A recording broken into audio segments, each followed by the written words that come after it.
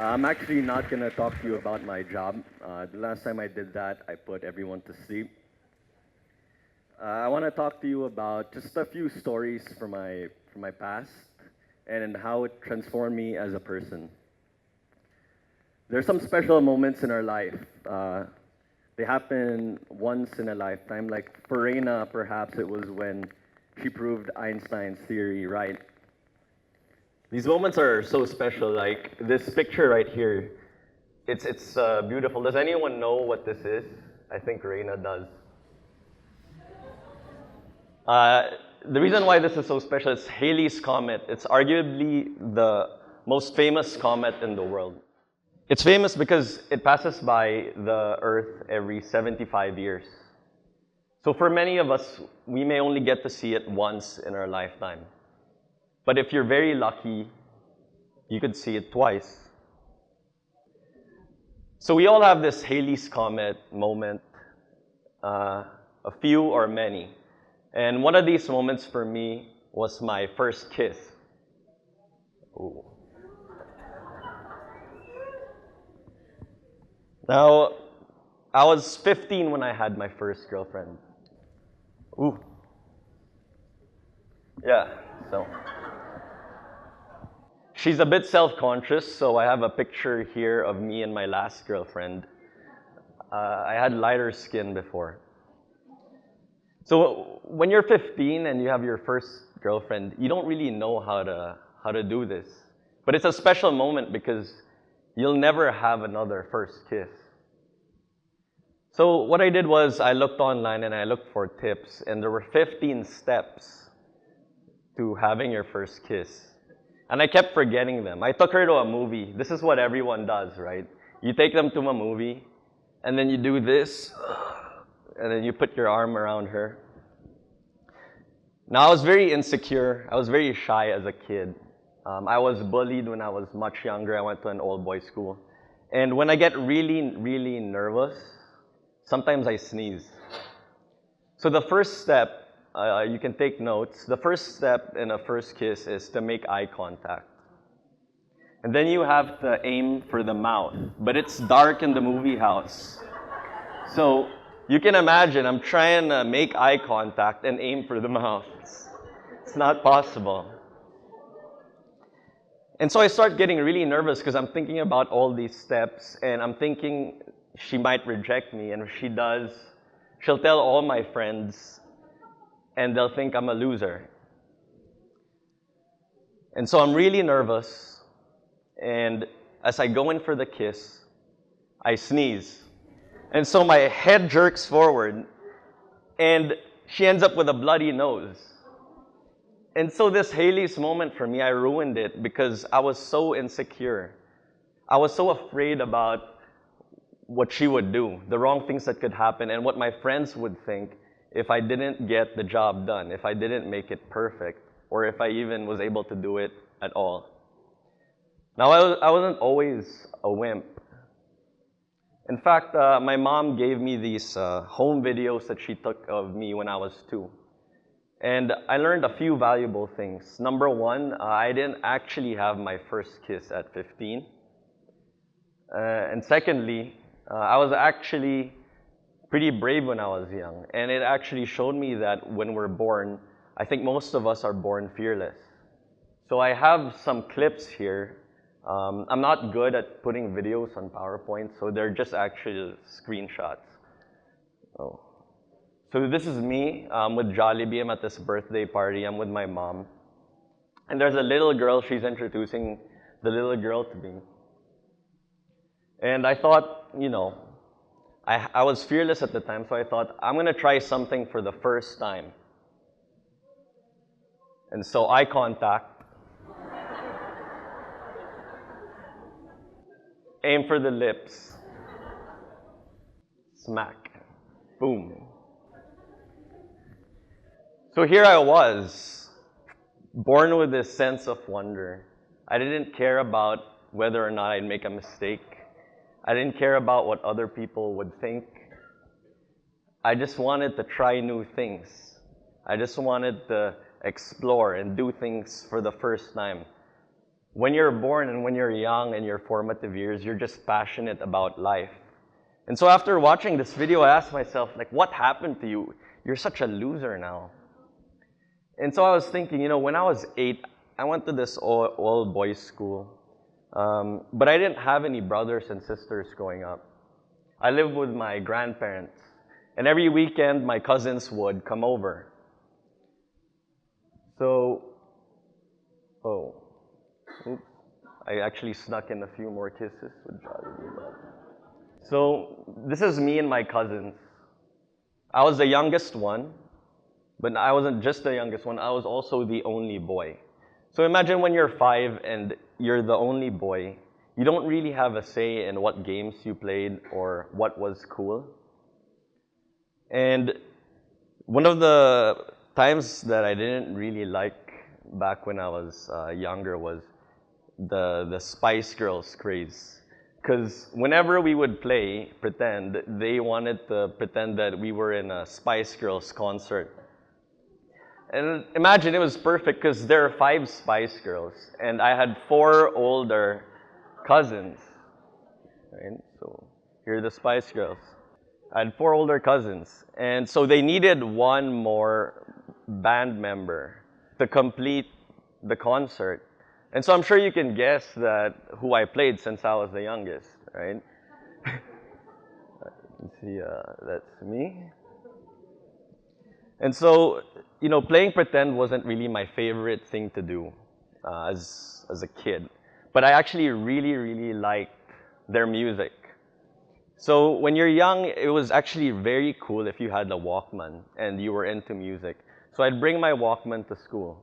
But because I went to an all-boys school, it wasn't cool to listen to Spice Girls.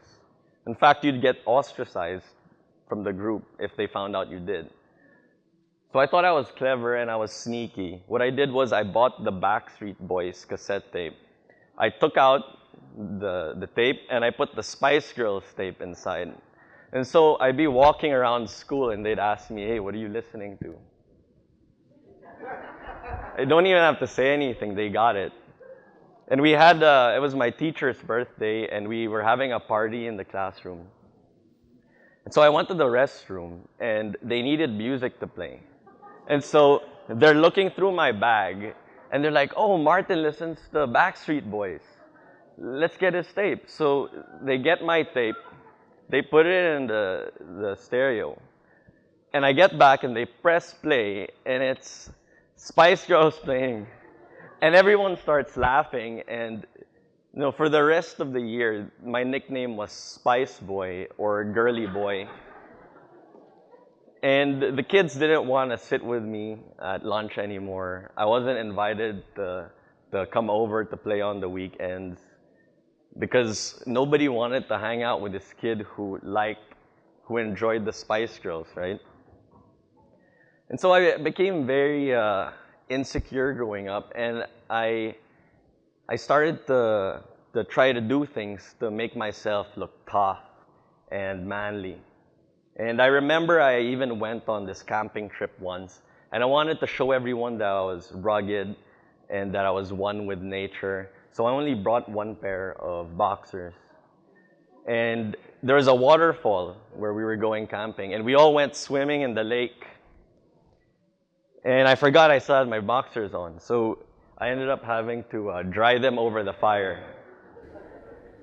Now, I thought it was a genius at the time because fire's hot, and the sun is hot, and people dry their clothes under the sun. So I was like, that makes sense.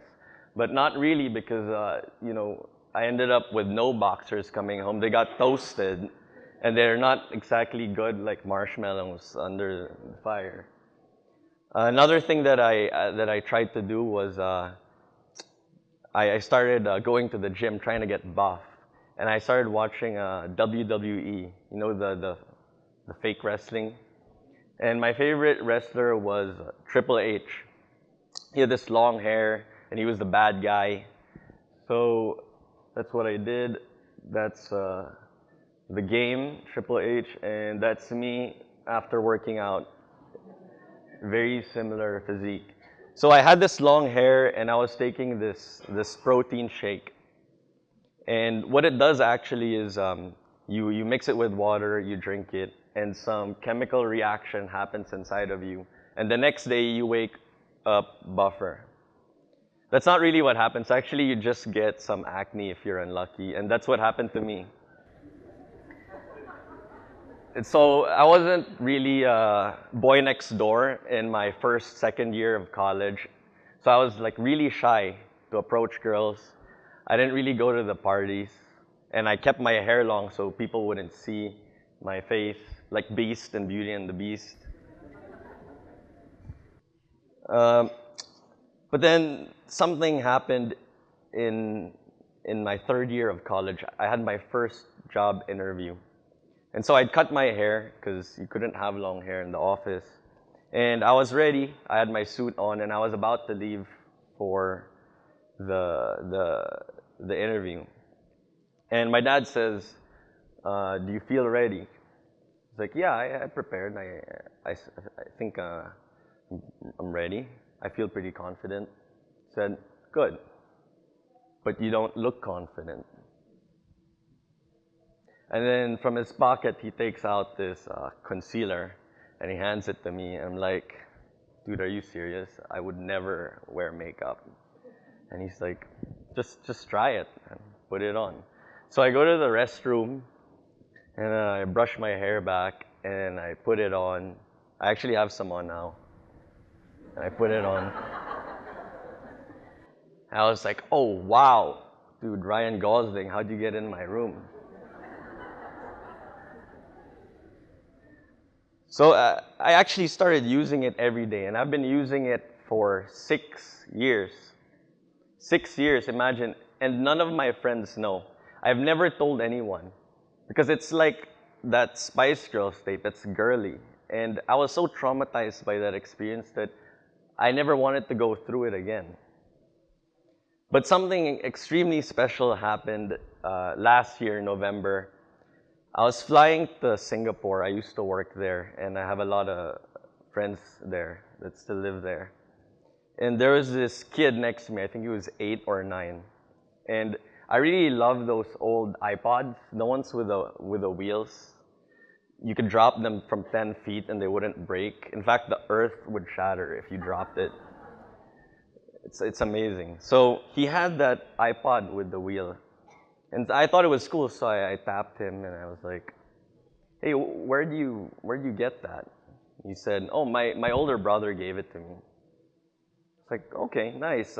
What are you listening to?" And then he presses the button, right? So then it lights up, and he's listening to Spice Girls. Wow, the story comes full circle, right? I was like, "Wow, your older brother listens to Spice Girls." He's like, "Yeah." And I said, "Do you like it?" He says, "Yeah, I really do. I really like it."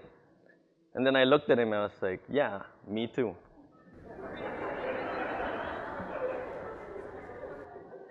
But this moment, it seems so small and insignificant. This fleeting moment, like ephemeral, whatever. But what was so special about it was I grew up so afraid, hiding things that I was afraid that my friends would make fun of me because I was using concealer. I was afraid to show them that I liked Taylor Swift or Spice Girls, even Nickelback, because apparently it's not cool.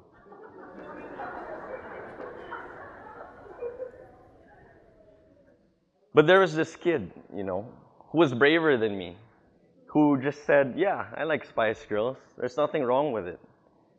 And for my friends back when I was 5, they thought I was weird, right? They thought I was an outcast because I liked something that boys shouldn't like. It was unmanly. But what I realized on that plane was that there are people out there who are just like you. And it's very important to show them that there are other people out there just like them. Because it made such a huge impact for me.